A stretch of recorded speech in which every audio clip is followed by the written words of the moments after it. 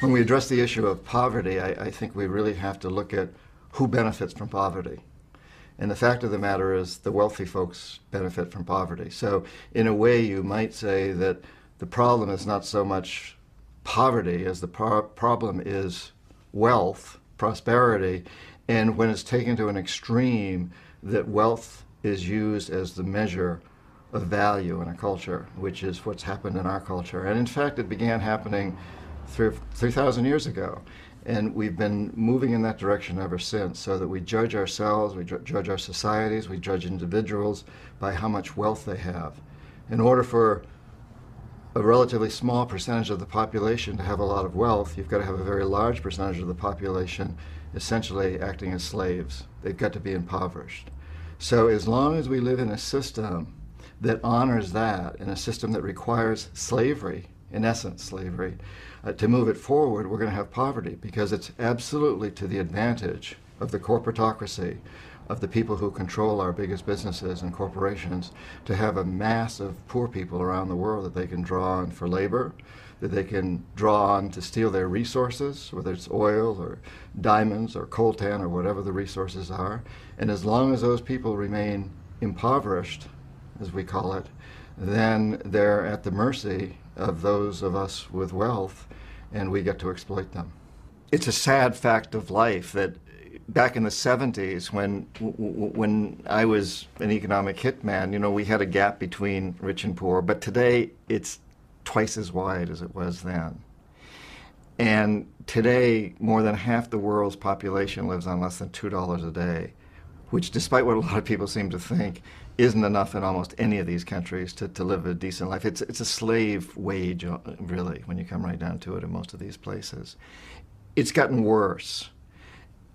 We've portrayed this period of time since 1970 to now as being a time of development, and being a time when the developed world has invested huge amounts of money in the developing world in order to help bring it up. But the fact of the matter is, none of that's happened. The fact of the matter is, we in the developed world have gotten richer and richer and richer and more prosperous and more powerful. They in the developing world have become poorer and poorer and poorer. Now, the deception here is that if you go into one of the major cities in almost any of these developing countries, you'll see incredible skyscrapers, beautiful buildings. It looks prosperous. What you don't see is that beneath all of that, there's a lot more poor people, and they're a lot poorer than they were before. So this whole idea of investing money in these countries and into the infrastructure and developing them hasn't worked from the standpoint of alleviating poverty or even reducing it. It's increased it. It has worked from the standpoint of making us richer, making the corporatocracy more powerful and richer. It's been a huge success from that standpoint. I think a basic question that we have to ask ourselves is who foments this system? And perhaps we have to then look at, if we are an empire, where's the emperor? Because there is no emperor of the world today, and the United States doesn't have an emperor, it seems. But in fact, we do. We have the equivalent, and that is what I call the corporatocracy, which are very few, primarily men, who run our biggest corporations, and through them they control the United States government and every other one in the world, too, that they want to control. And it doesn't matter whether in the United States we have a Republican or a Democrat in the White House or in Congress. There are details that make a difference, but from the standpoint of expanding the empire, it happens under both regimes because it's controlled by the corporatocracy. And in fact, at the highest levels, the people in the government and the people at the top of the big corporations are one and the same. They go through what we call the revolving door. So one year somebody's president of a huge corporation, and the next year he or she is Secretary of State or Vice President or even President. And so this system is controlled by what I call the corporatocracy. We can say without a doubt that this system is an absolute failure. From the most rational, objective economic standpoint, it's a failure. Less than 5% of the world's population live in the United States. We are consuming over 25% of the world's resources and creating roughly 30% of its major pollution. That's a failure. That's not a model you can take to China or India or Africa or Latin America. Simple mathematics tells you you can't repeat this model. 5% of the world consuming 25% of the resources. You can't, in China and India together, that takes us totally off the chart. It's a failed system.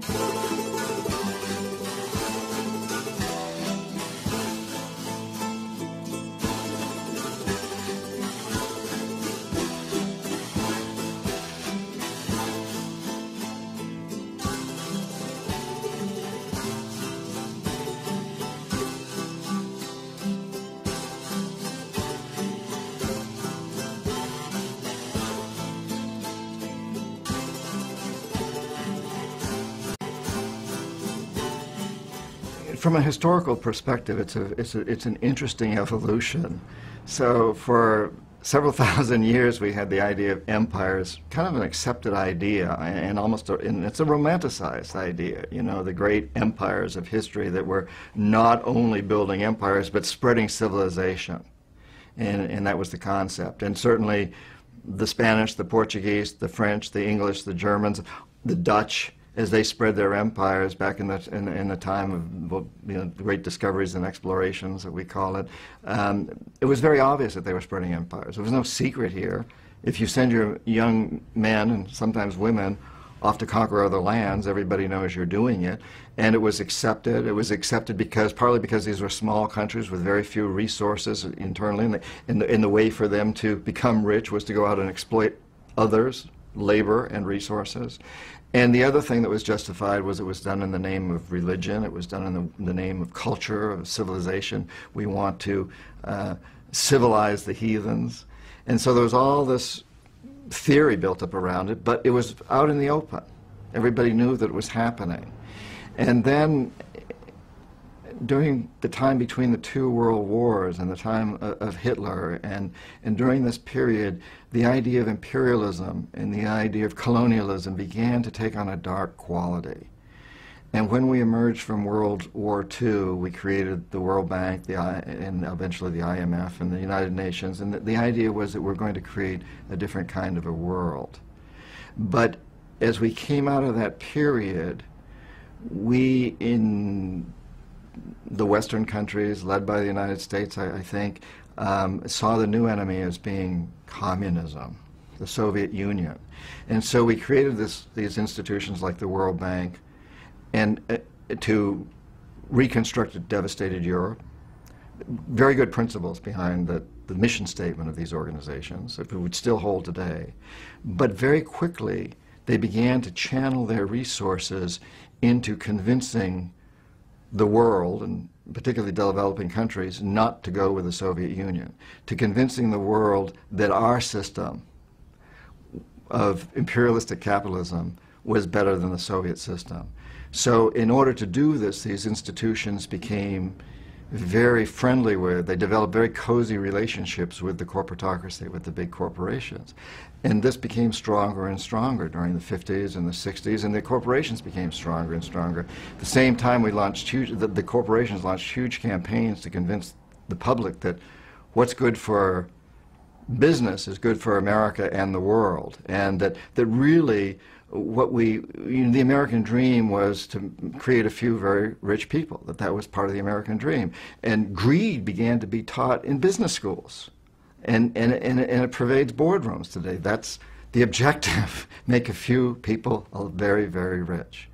And so the system began to evolve. But at the same time, we had this aversion to colonialism, to empire, to imperialism. We said we had an aversion. We didn't like what Hitler had done. We began to look back and say, well, what those conquistadores did, and the British and the French and everybody else, that wasn't good.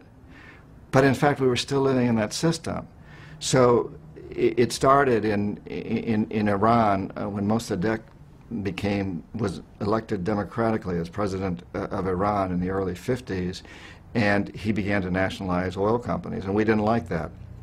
So we decided we had to get rid of him, and we sent in a CIA agent, Kermit Roosevelt, Teddy Roosevelt's grandson, and he was extremely successful at getting rid of this democratically elected president of Iran and replacing him with a terrible dictator, the Shah. But he did it very quietly. He did it with a few $1 million and without much violence and without the risk of war with the Soviet Union. And at that point, we feared nuclear war with the Soviet Union. And so this sent a really strong message. This works. This is the new way to build empire. Use economic hitmen. Kermit Roosevelt was, in essence, the first economic hitman. He was also a jackal. He was the two combined. But he was a CIA agent, a card-carrying government employee. And so very quickly we realized that that's no good. What if he'd been caught, and we would have looked pretty bad. So we developed a new class of people, which were like me. We work for private companies, consulting firms, whatever, and we're economic hitmen. In essence, we work for the corporatocracy, the government, but we're not paid directly by them. We're paid by a consulting firm.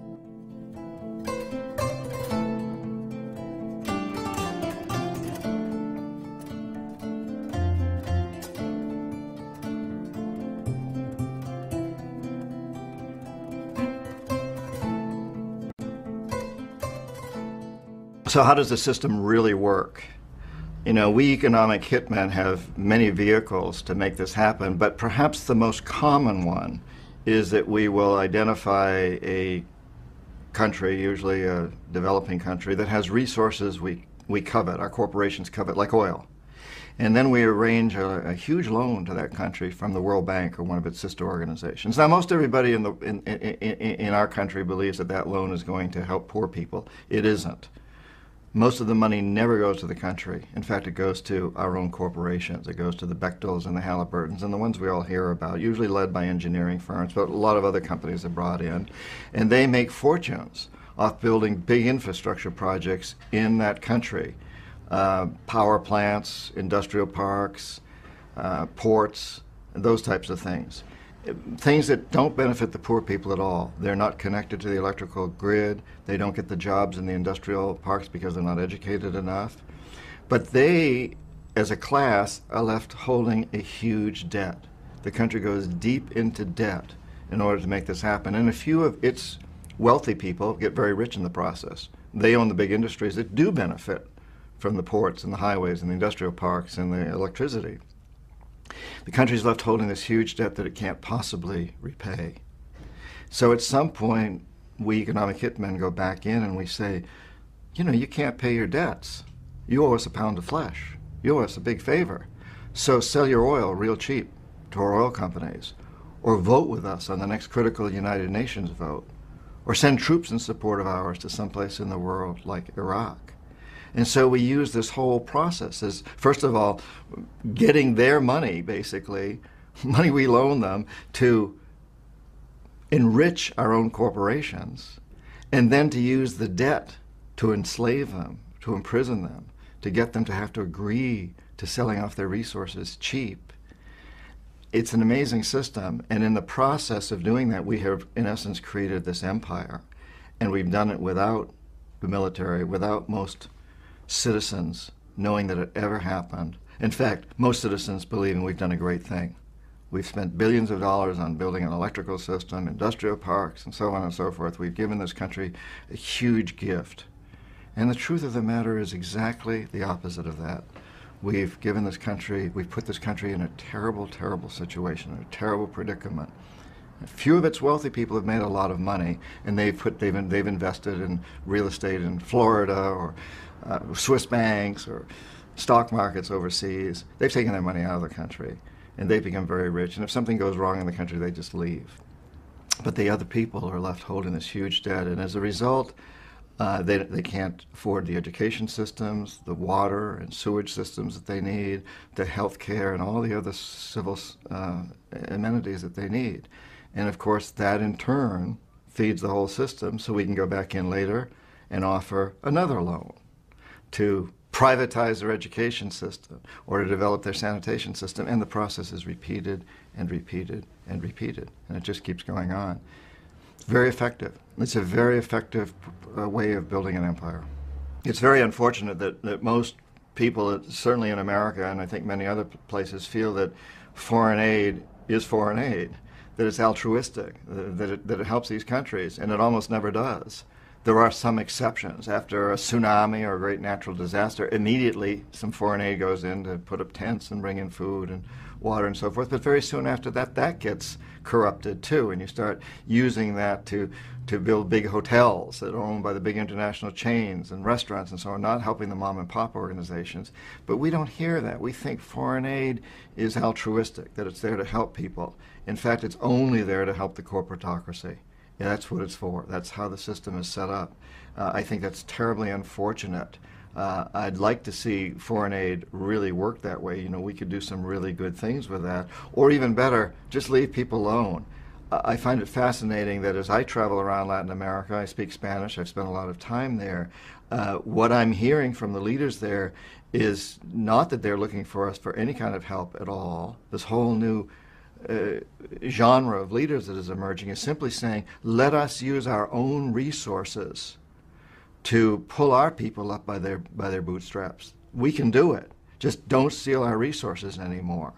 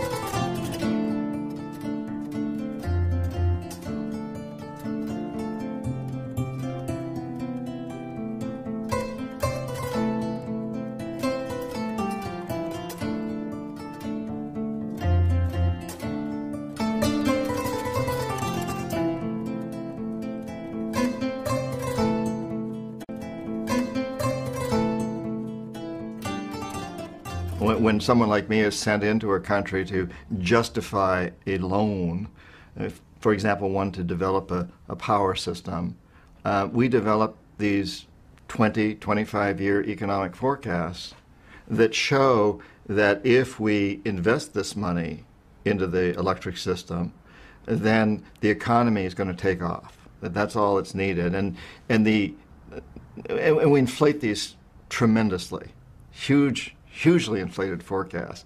And these are not realistic by any means, and the people making the forecasts know they're not realistic. Tremendous pressure is put upon us. Tremendous pressure was put upon me to make these forecasts higher and higher and higher to justify more and more loans. So the economic forecasts are developed to justify loans, not to present any picture of reality. Modern econometrics and mathematical modeling of economies makes it quite easy to do this. You can change the statistics in such a way or massage them in such a way that they'll show you basically anything you want them to. I can share a personal experience about how we tweak economic forecasts, how we skew them. Certainly, I knew that's what I was supposed to do.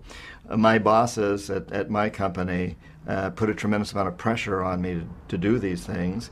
And this pressure it's quite easy. I talk in one of my books about how the person my predecessor was retiring, and he was determined to be integritous and not tweak the forecasts. So he was fired, and I was given his job with the clear understanding. I knew why he was fired, and I knew that if I wanted to progress in this company, I would tweak the forecasts. And when I later hired other people, and I ended up having several dozen very highly skilled economists and financial experts working for me, they all knew that their bonuses, their raises, everything depended on going along with this system. Now, when we take these forecasts to the World Bank or the Inter-American Development Bank or the Asian Development Bank or any of these other organizations, there are people in that organization that are supposed to catch this. If we're being non-integritous, if we're tweaking forecasts, there are specialists there that are supposed to review this. And my experience was that some of these guys really are integritous. They wanted to punch holes in my forecast.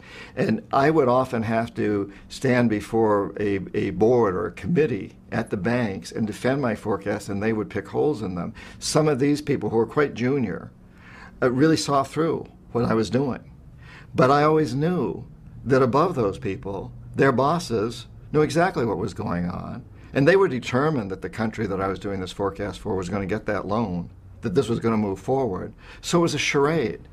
But sometimes we would spend several months before these committees justifying, arguing, debating, and going back and tweaking some more and writing more reports. And it was almost like appearing before a court of law. You know, it was like two lawyers opposing each other, and we'd have our teams and we would set them up. So within the bank itself, there were experts, there were econometricians, economists who were quite integritous, and they saw through what we were doing, but they never won, ultimately, because their bosses were on my side, although it was never that obvious, but we always won, ultimately. This isn't a mistake when these things that happen of building debt in these countries that can't repay it is not a mistake. It's a policy. It's well known. Everybody knows it's going on. And I do want to make it very clear that within organizations like the World Bank and many of these corporations, there's some very, very good people and conscientious people and hardworking people. And it can be easy for them to convince themselves that they're doing a good thing. I found it easy to convince myself. And what I did was not illegal as an economic hitman. It should be illegal, but it isn't. You know, if I were to lend somebody, if I'm a banker and I lend somebody a lot of money knowing they can't repay it because I want to get a favor from them later, that's illegal. But when I do it on a national level or through the World Bank, it's not illegal. And I knew, as a lot of these other people do, deep in my heart that what I was doing was wrong, but it's so easy to justify because it's taught in our business schools, it's taught in our law schools that this is the way to make development happen. Investing in infrastructure is the way to make development happen. And the statistics can show that it works. They can show that gross national product, that the overall economy improves. But the fact is that in most of these countries, only a very few people benefit from the overall economy. Everybody else is outside that economy. They're living subsistence lives, or they're living lives that basically aren't part of that economy. And so it's easy for people at the World Bank or others to look at what they're doing and say, this is a good thing. It's easy for people at Nike, for example, to say these sweatshops in Indonesia are making people's lives better, even though if they really go over there and look at the people, they know their lives are getting worse. But they can say, well, we're going to improve. There's always that thing that's held out, that we can do it better, that we're doing something good. But deep in our hearts, anybody who's really looking at this, anybody that really watches what's going on, deep in that person's heart, as in mine, we know it's wrong. And yet, the other aspect is that we're living a good life. I get paid a good salary. These people at the bank, at the World Bank, at Nike, everywhere else, they're getting good salaries. They're able to give their kids good educations. Their families are happy with the materialism and so forth. So you've got these two factors working. They're prospering, and philosophically, they can justify it. I was invited to speak at Harvard and other schools about what I was doing, and I was patted on the back for this. So it's easy to justify it, but when you really look beneath the surface, you know that what you're doing is wrong. And I think therein lies part of the solution, because human beings really want to take care of the future and future generations, I think, deep in their hearts. And so if we force people to really see that what we're doing is wrong and ultimately destructive for our progeny, then we will be able to get people to change. And recently, there's been a lot of talk about debt forgiveness. 18 countries were singled out as ones that were in line to have their debt forgiven. I wish that would happen. I'm totally for debt forgiveness, but it has to be unconditional. And unfortunately, none of this is unconditional. So what it turns out is this round of debt forgiveness that's been proposed is an incredible subterfuge. It's one of the best economic hitman tricks I've heard to date. So that each one of these 18 countries then will have to agree to conditionalities that benefit the corporatocracy. Things like privatizing. That's a big one, that they have to privatize. And another one is that they will not be able to ship out products or raw materials that threaten ours, such as some agricultural goods, that they will have to accept restrictions on what they can sell to the United States and the G8 countries. And on the other hand, they will have to accept our restrictions. And so it's this very, very rigged system.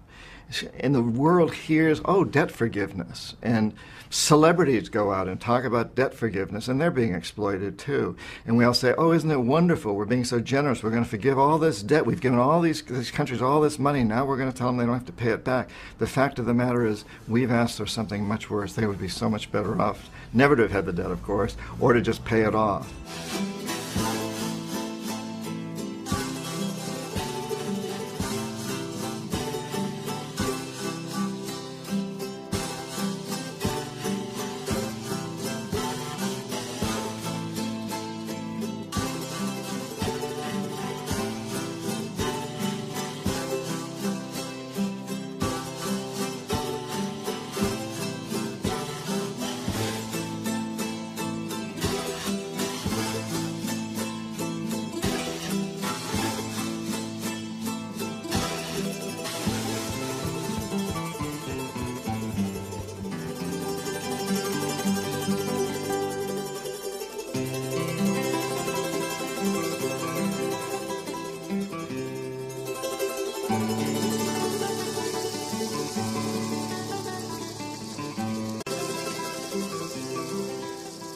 As an example, let's take a country that has accumulated a lot of debt, and they owe the World Bank or one of these organizations money, and they come back and say, well, you know, we need a new water system in one of our cities. For example, Bolivia did this with Cochabamba. We need a new water system, and the IMF at this point steps in and says, well, you've got a lot of debt, and somehow we've got to restructure things. We've got to implement some policies that'll rationalize this process. And so, yes, Cochabamba needs a new water system or better management.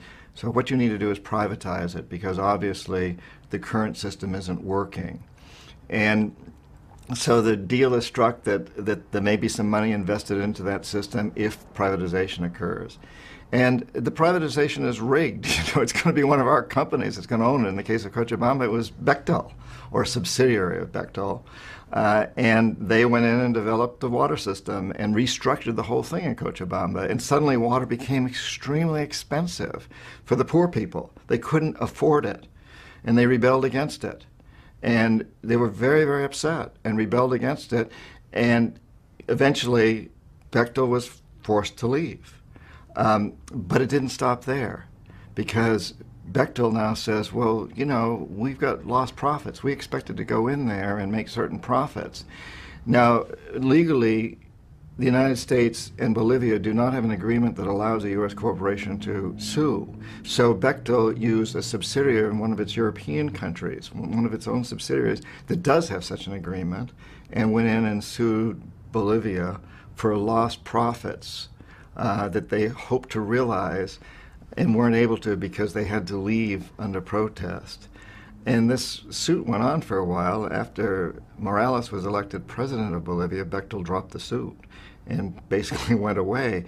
But I think that example tells an awful lot, because we set this thing up so that we put a country deep into debt. They come and look for something more. They need water, they need sewage, they need all kinds of things like this really for the poor people.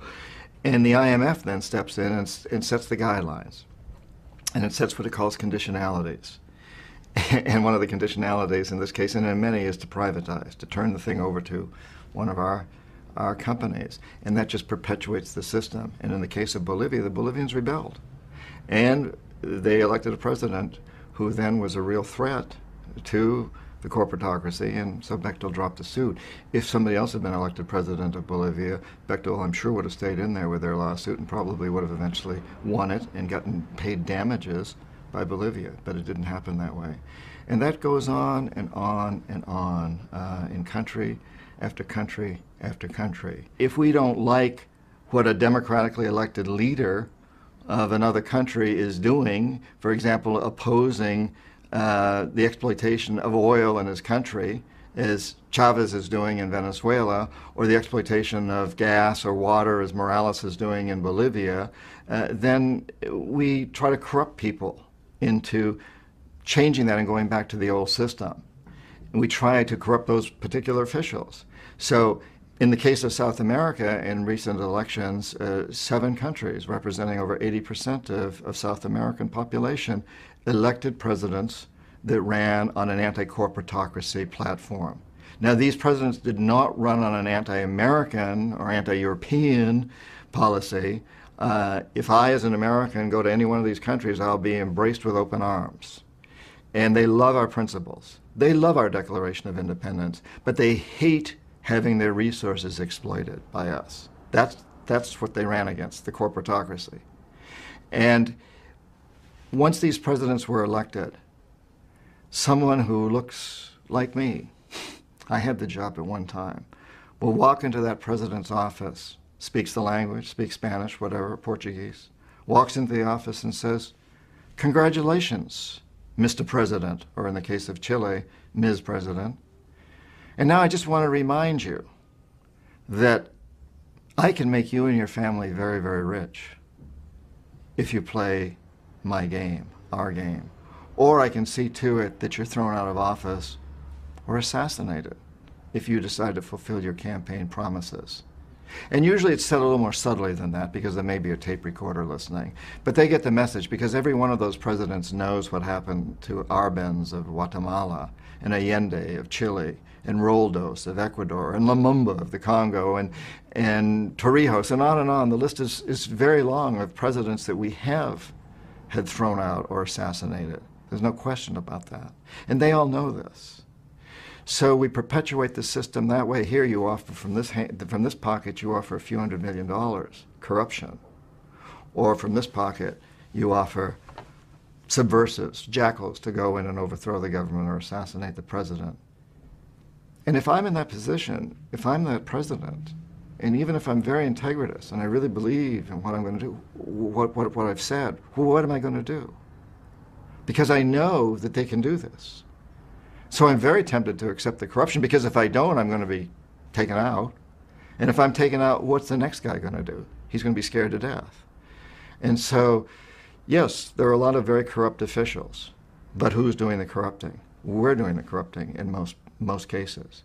And I talked about this on a presidential level, but it happens all the way down through the ranks. It happens at every governmental level, and it happens in the corporations in those countries, and it happens throughout the whole system. So if the corporatocracy does not like what's going on in Nigeria or Botswana or Thailand or any other country, they go in and they send people like me and they send economic hitmen in and we try to corrupt the system. We offer the bribe and at the same time the threat. And if the leader doesn't buy, then in fact we do send in what we call the jackals, and they overthrow the government or they assassinate the leader. And this has happened time and time and time again. In Iran under Mossadegh, we overthrew a leader, a democratically elected leader, because he wanted to get more of the oil profits from Iranian oil to go to the Iranian people. We did the same thing in Iraq under Qasem, who was a very popular president of Iraq and decided that he wanted to get more of the profits from Iraqi oil to go to the Iraqi people, not to the foreign companies. So we decided he had to go. He had to be assassinated. We sent an assassination team in the early 60s. It was headed by a young man at the time who failed and got wounded in the process and had to flee the country. That was Saddam Hussein. He was our hired assassin. He failed, so the CIA went in directly and had Qasem publicly executed on Iraqi television and put Saddam's family in power. We've done this time after time after time. Usually the economic hitmen are successful, so we don't need to send in the jackals. But on those occasions when we're not successful, As for me, I failed with Omar Torrijos in Panama and Jaime Roldos in Ecuador. And so the jackals were sent in and assassinated these men. On the very few instances when neither the economic hitmen nor the jackals are successful, then and only then do we send in the military. And this is what happened in Iraq. You know, the economic hitmen were unable to bring Saddam Hussein around. The jackals were unable to take him out. He had very loyal guards, and he had look-alike doubles, so it was difficult to take him out. And so we sent in the military. And the first time we sent in the military, we could have certainly taken Saddam out at that point, but we didn't want to. He was the type of strong man that the corporatocracy loves. He could keep the Iranians in their borders and keep the Kurds under control and keep pumping oil to us. And we figured that in '91, when we took his military out, that we had sufficiently chastised him that now he would come around. And he didn't. When the economic hitmen went back in the '90s, he still refused. And the jackals were unable to take him out then again. So this time we sent in the military, and we did take him out. And the rest is history.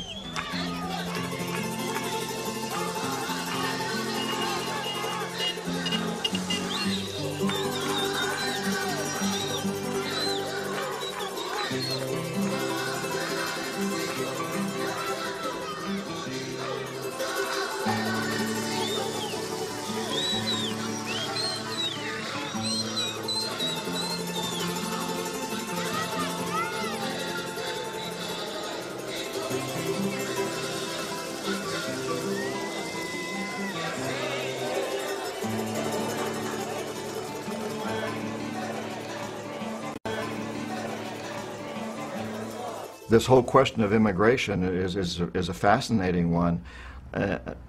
I speak Spanish, and I often go out and talk with Guatemalans or Colombians or Mexicans or people who are here mowing our lawns and picking our fruits and vegetables. These immigrants, many of them illegal. We're trying to build a fence now to stop them. I have never spoken to one of them who wants to be in this country. They all want to be back in their countries. And these are beautiful countries.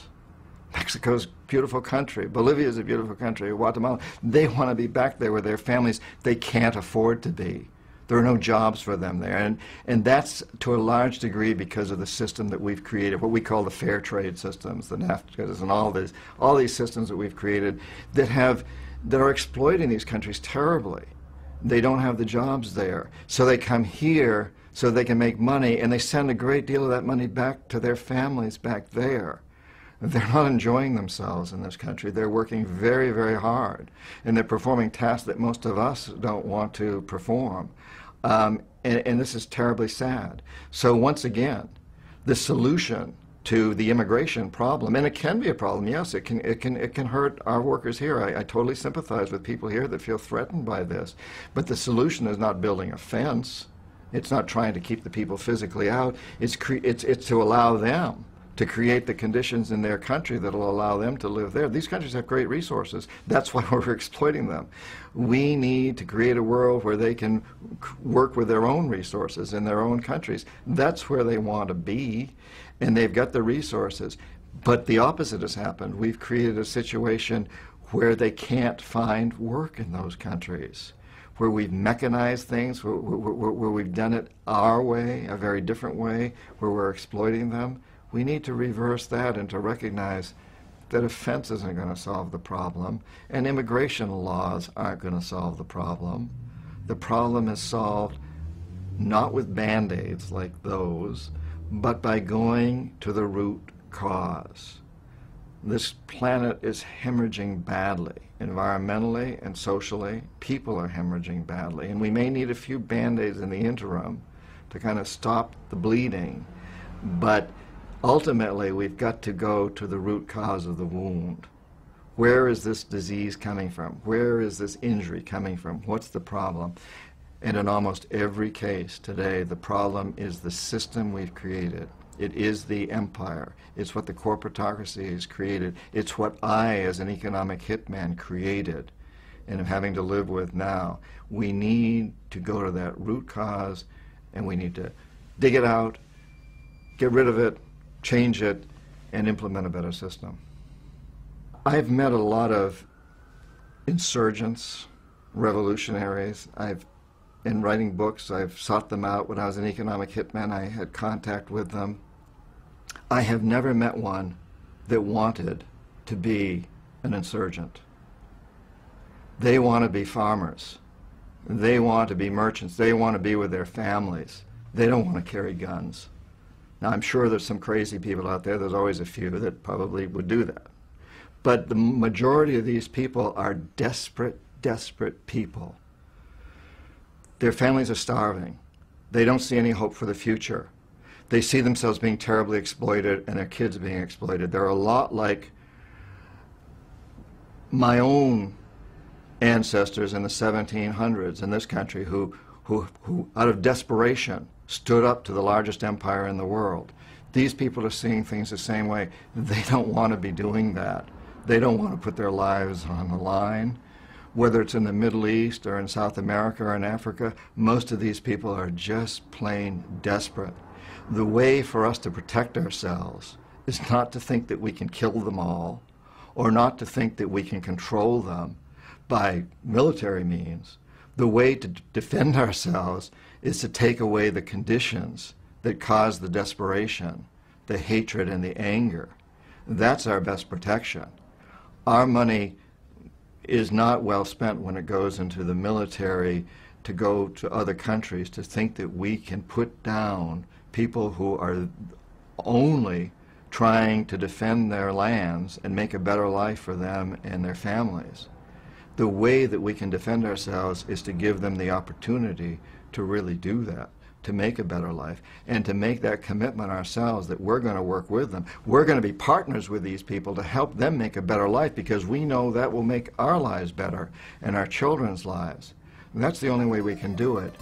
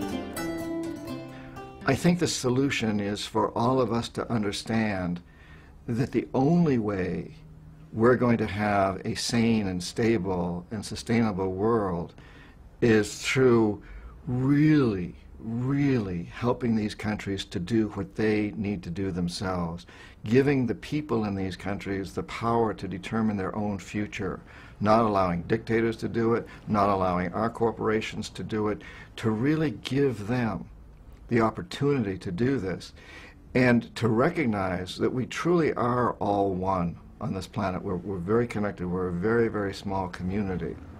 To pull the corporations off them, to stop exploiting them, and in fact to turn it around so that corporations and all of our institutions truly embrace them. If Nike's going to have factories in Indonesia, the Indonesian people, the workers in those factories, need to have a say. And they need to have a share, and their best interests need to be the first thing that Nike or any other corporation looks to. What serves the best interests of the people working in these companies, not what serves the best interests of the owners of the corporation. And only by doing that, and only by all of us taking a stance that we're not going to buy the products from any company that doesn't do that, are we going to pull ourselves out of this? I think that one of the exciting things right now is that a country like the United States that really is the leader of the modern empire. We are the modern empire, and we've got a lot of allies throughout Europe and Japan and many other places. But we are sort of like the coach of the team and the captain of the team. But at the core of our country, and at the core of many of the other countries also, are some very incredible principles of equality and sustainability and stability. You know, in the American Declaration of Independence, we talk about government for the people, of the people, by the people, the right to life, liberty, and the pursuit of happiness. And that's a value system that's very different from the one that created the division between wealth and poverty. And so this has been defined for us. And in a way, we've all bought into it. The world loves these ideas. And the revolutions that are going on in South America today really reflect that. These countries are saying, this is what we want. Government for, of, and by the people. The right to life, liberty, and the pursuit of happiness for everybody. And so I think we've reached a time now where we know a couple of things. We know, A, that we've created a global empire. And that's not a good thing, but in the process of doing that, we've created systems of communication so that we can reach everybody on the planet. And B, we've created resources that make it possible to be in a situation where nobody needs to starve. 24,000 people die every single day from hunger and hunger-related diseases, at least 24,000. And that doesn't need to happen. We have plenty of resources, so that shouldn't happen. It happens because of the system we've created. But we know we're now at a time when we have resources that can stop that. And we have the networks around the world to make it happen so that this doesn't have to happen, that this doesn't have to occur. And the third thing that's happened is we realize that we live on a very small planet. We are one community. And certainly, if we didn't already know it, 9/11 taught us that. The conquistadores never had to worry about the Incas attacking Madrid. And the French and British never had to worry about their Asian or African colonies attacking Paris or London. We know today that we're very, very vulnerable to people in Afghanistan or wherever they happen to be. Our cities are vulnerable. We live on a very small planet. I know that my daughter, who's 24, and her children are not going to have a stable, sustainable, and sane world unless every child born in Ethiopia and Indonesia and Bolivia also has that expectation. This is a very small community.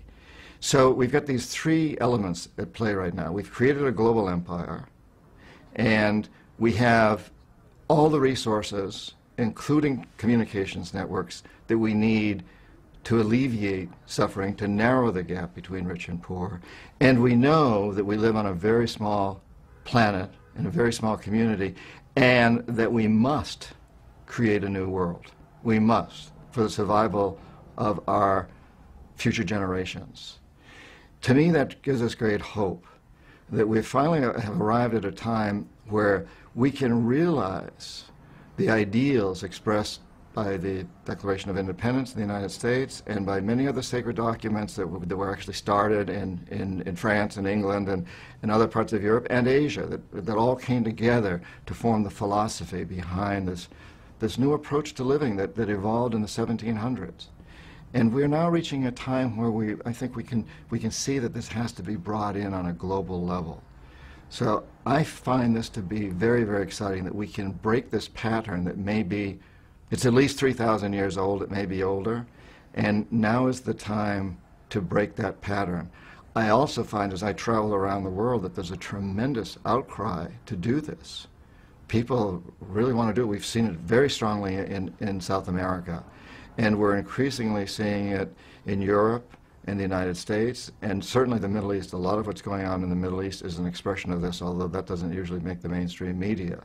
But so much of what's going on in the Middle East is an expression of this demand that we reduce this gap, that we change the paradigm, that we do get rid of poverty, And in fact, we get rid of the idea of wealth that creates the idea of poverty. So I look forward to this period as a young person growing up in New Hampshire. I come from 300 years of Yankees in New Hampshire and who fought in the American Revolution. My family was very involved in these things. And I used to think, when I was a kid, I used to wish that I had been born in the 1700s so I could have been part of the American Revolution. What I know now is I think that this is even a more exciting and important time in history because we have the opportunity to implement these ideas on a truly global level.